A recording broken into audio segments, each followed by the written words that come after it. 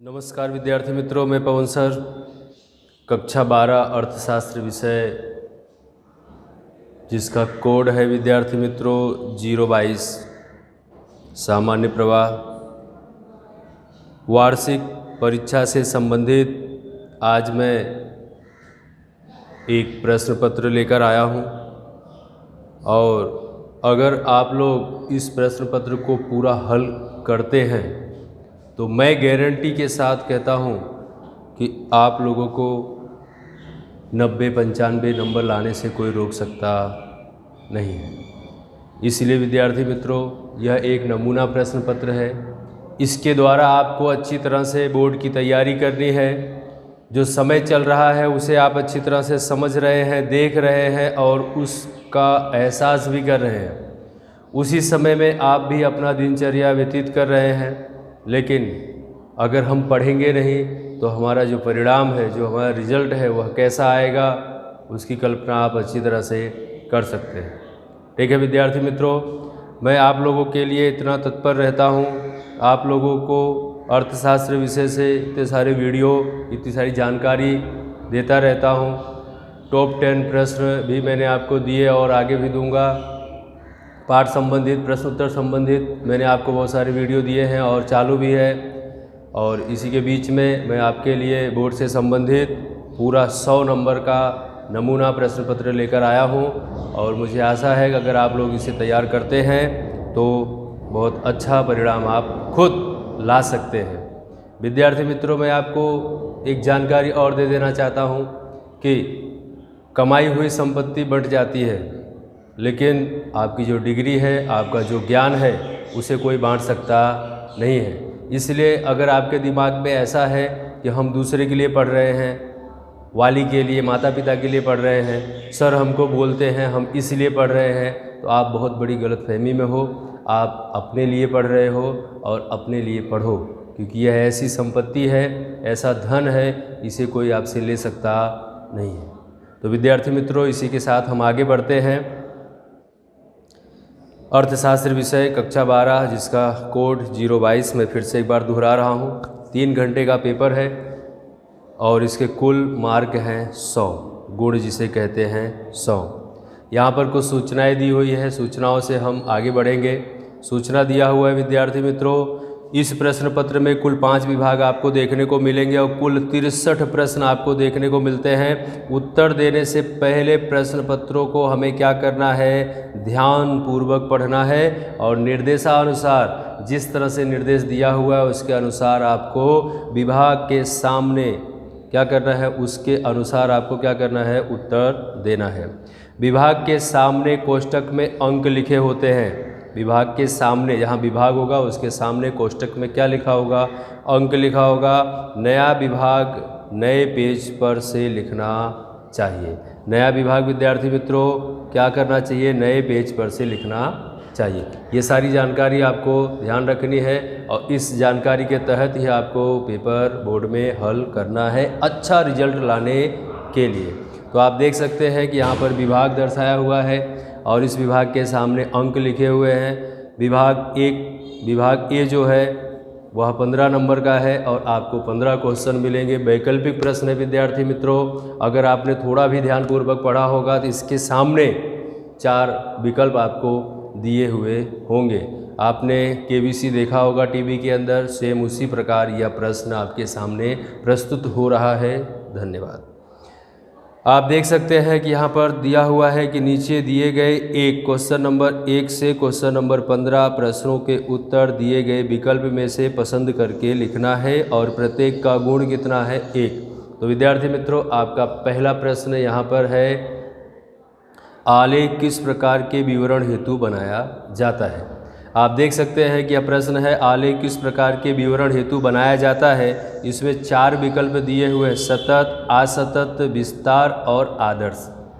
आज मैं जो प्रश्न पत्र आपको दे रहा हूँ इसमें खाली प्रश्न पत्र दे रहा हूँ। अगले वीडियो में मैं इसका आंसर भी लेकर आऊँगा, इसका जवाब, इसका उत्तर मैं आपको लिखवाऊँगा, आपको बताऊँगा, जिसे आप ध्यानपूर्वक सुनिए और समझिएगा। ठीक है। दूसरा क्वेश्चन है विद्यार्थी मित्रों, वर्ष 2014 में विश्व में मानव विकास आंक की दृष्टि से भारत कौन से क्रम पर था? भारत कौन से क्रम पर था? यहाँ पर देखिए 4 विकल्प दिया हुआ है, 127वें क्रम, 128वां क्रम, 129वां क्रम और 130वां क्रम। सही आंसर आपको बताना है। तीसरा क्वेश्चन है विद्यार्थी मित्रों, जीवन की भौतिक गुणवत्ता आंक PQLI का महत्तम मूल्य कितना होता है? कितना होता है? तो आप देख सकते हैं यहाँ पर 100 से कम, 100 से अधिक, 100 अथवा डी में 0 दिया हुआ है। क्वेश्चन नंबर 4 है विद्यार्थी मित्रों, मांग में वृद्धि होने के कारण हुई भाव वृद्धि को कैसी मुद्रास्फीति कहते हैं? ठीक है, आपके सामने जो विकल्प दिया हुआ है उसमें ए में मांग प्रेरित, बी में खर्च प्रेरित, सी वेतन प्रेरित और डी लाभ प्रेरित। सही जवाब आपको लिखना है। इस तरह से 4 क्वेश्चन हमारे यहाँ पे पूरा होते हैं। अब विद्यार्थी मित्रों 5वें नंबर का क्वेश्चन है, आरबीआई का राष्ट्रीयकरण किस वर्ष में किया गया? आरबीआई मतलब रिजर्व बैंक ऑफ इंडिया का राष्ट्रीयकरण किस वर्ष में किया गया?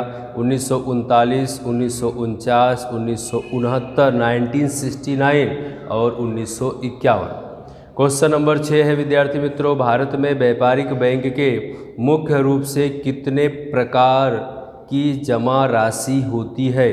कितने प्रकार की जमा राशि होती है? ए 2, बी 6, सी 10, डी 3 प्रकार की जमा राशि होती है। क्वेश्चन नंबर 7 है विकल्प में, Indian council of medical research, Indian council of medical research शहरी क्षेत्र में व्यक्ति के भोजन में न्यूनतम दैनिक कितने कैलोरी निश्चित किया है? ए 2400, बी 2300, सी 2200 और डी 2100। सही जवाब आपको लिखना है। मैं दूसरे वीडियो में फिर से बता रहा हूँ, इसका जवाब लेकर आऊँगा। क्वेश्चन नंबर 8 है विद्यार्थी मित्रों, वर्ष 2013 में भारत में सबसे कम गरीबी किस राज्य में देखने को मिली? किस राज्य में देखने को मिली? A Gujarat, B Rajasthan, C Goa, D Bihar. Question number 9, अनिवार्य रूप से बेरोजगारी का विचार किस श्रम की पूर्ति के संदर्भ में किया गया है? किस श्रम की पूर्ति के संदर्भ में किया गया है? ए सक्रिय, बी निष्क्रिय और सी बालक, डी वृद्ध। क्वेश्चन नंबर 10 विद्यार्थी मित्रों, किस प्रकार की उत्पादन पद्धति बेरोजगारी में बढ़ोतरी करती है? किस प्रकार, ध्यान देना, किस प्रकार की उत्पादन पद्धति बेरोजगारी में बढ़ोतरी करती है? ये श्रम प्रधान, बी पूंजी प्रधान, सी कृषि प्रधान और डी शिक्षा प्रधान। क्वेश्चन नंबर 11, विश्व की सबसे अधिक जनसंख्या वाला देश कौन सा है? ए चीन, B Bharat, C Bangladesh, D Norway. Question number 12, लेन देन की तुला में कितने खाते होते हैं? लेन देन की तुला में कितने खाते होते हैं? ए 1, बी 2, सी 3 और डी 4। क्वेश्चन नंबर 13 विद्यार्थी मित्रों, रेलवे किस प्रकार के उद्योग का उदाहरण है? रेलवे किस प्रकार के उद्योग का उदाहरण है? ए निजी क्षेत्र, बी सार्वजनिक क्षेत्र, सी संयुक्त क्षेत्र, डी सहकारी क्षेत्र। क्वेश्चन नंबर 14 नंबर का क्वेश्चन है विद्यार्थी मित्रों, बड़े पैमाने के उद्योगों में कितना पूंजी निवेश अनिवार्य है? ए 2 करोड़, बी 5 करोड़, सी 10 करोड़ और डी 10 करोड़ से अधिक। इस तरह से विद्यार्थी मित्रों आज के इस पेपर के वैकल्पिक प्रश्नों का लास्ट 15 नंबर का सवाल है, आकर्षक स्थानांतरण की असर किस प्रकार की होती है? ए नकारात्मक, बी सकारात्मक, सी शून्य और डी सापेक्ष। तो विद्यार्थी मित्रों यहाँ पर आज जो पेपर प्रश्न पत्र की अपनी चर्चा कर रहे हैं उसमें से क्या है कि वैकल्पिक प्रश्न यहाँ पर पूरे। विद्यार्थी मित्रों यहाँ पर विभाग बी की चर्चा करेंगे। आप देख सकते हैं तो विभाग बी भी 15 नंबर का है। 15 क्वेश्चन होंगे 16 से 30 नंबर का।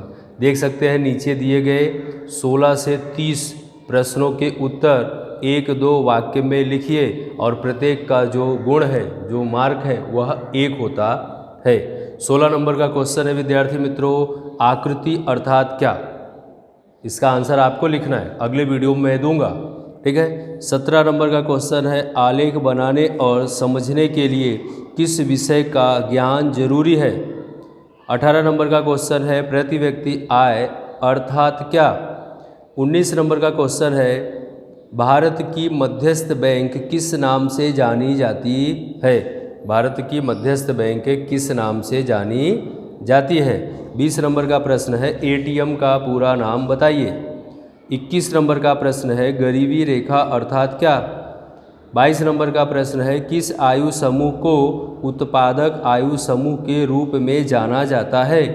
23 नंबर का प्रश्न है, मृत्यु दर का सूत्र बताइए। 24 नंबर का प्रश्न है, नगद फसल के उदाहरण लिखिए, नकदी फसल के उदाहरण। क्वेश्चन नंबर 25, नाबार्ड की स्थापना किस वर्ष में हुई। क्वेश्चन नंबर 26, विनिमय दर का अर्थ बताइए। क्वेश्चन नंबर 27, व्यापार तुला का अर्थ दीजिए। कौन सी तुला का विद्यार्थी मित्रों, व्यापार तुला का। क्वेश्चन नंबर 28, गृह उद्योग अर्थात क्या। क्वेश्चन नंबर 29, भारत में विशिष्ट आर्थिक विस्तार की शुरुआत किस वर्ष में हुई। और क्वेश्चन नंबर 30, स्थानांतरण अर्थात क्या। तो विद्यार्थी मित्रों, इस तरह से विभाग बी के 15 क्वेश्चन यहाँ पर पूरे हुए। अभी तक विभाग ए और विभाग बी ऐसे 2 यहाँ पर विभाग पूरे हुए। अब अगले वीडियो में आपको विभाग सी, डी और ई का क्वेश्चन मिलेगा। तब तक के लिए धन्यवाद।